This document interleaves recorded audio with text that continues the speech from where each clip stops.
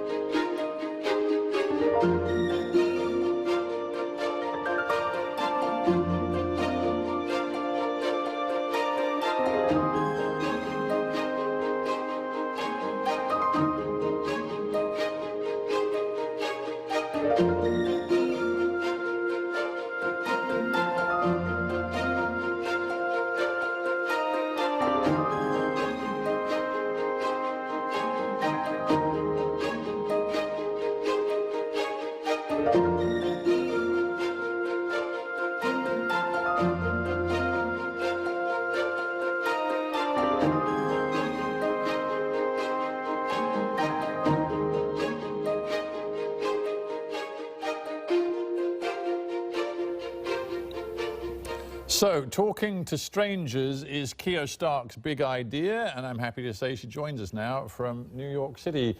Keir, welcome to GMT. I just got into work today on the London Underground Metro tube train, and I sat there and I didn't talk to a soul. What am I missing out on?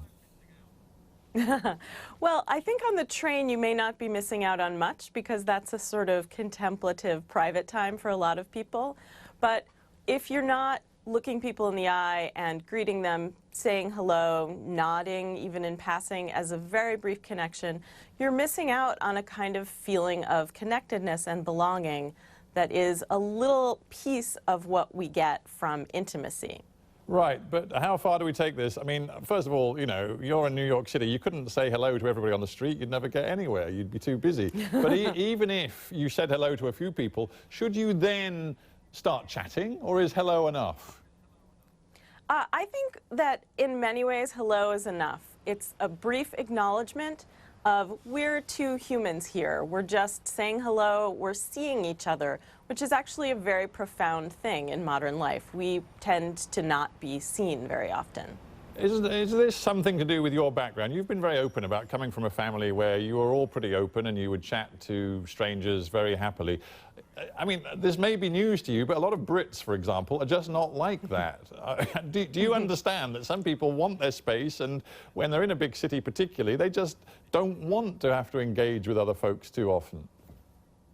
I do, and I know that Brits are not as amenable to this on an everyday basis. I think one of the things that when we think about cities, we think about, you know, crowded streets where you're passing by so many people you couldn't possibly even make eye contact with very many people, let alone everyone. So I think of this as something that we do in more residential spaces, in public spaces like parks or museums, where everybody is at leisure a little bit and you have the opportunity to look around you in a different way. If it goes beyond hello, and you know you've got a lovely smile on your face and the person responds and they want to have a quick chat, what are the things you should never talk about with strangers? You know, politics, religion, Donald Trump, what is it? You know, we all talk about Donald Trump a lot these days. I think in America, usually people don't open with politics or religion.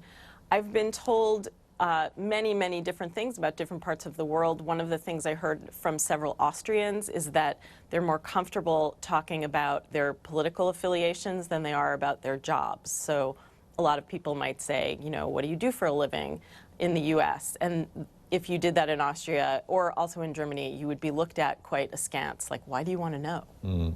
Here's a serious question. We often tell our kids, you know, in big cities and in the West, be aware of the dangers of strangers. You know, there is this stranger danger phrase, but what you're saying is entirely the opposite. Do you think your message about the enrichment that comes from talking to strangers should be delivered to our kids as well?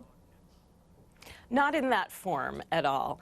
What I feel like, and I have a 5-year-old, is that I want to model the kind of behavior that is welcoming to people that I don't know, and also developing good judgment about who is somebody that you might be okay to say hello to. Of course, I tell her not to go anywhere with anyone, not to eat anything that anyone gives her. But when we walk around, I say hello to people. She'll ask me why. She'll ask me if I know them. I tell her it's okay to say hello, and I tell her that it's okay not to. It's not rude if you don't want to, because she needs to develop those instincts about reading people and understanding them as individuals, not as a category like stranger or black or white or male or female or any of the categories we put people in to evaluate them instead of evaluating them as individuals. Great. Well, Kyo, it's been a pleasure to have you on the program, and as I hadn't met you before, so you were technically a stranger at the start, it's been a real pleasure developing a conversation with you. Thanks a lot. All right, that's pretty much it from GMT. I don't know if we can bring you a very quick picture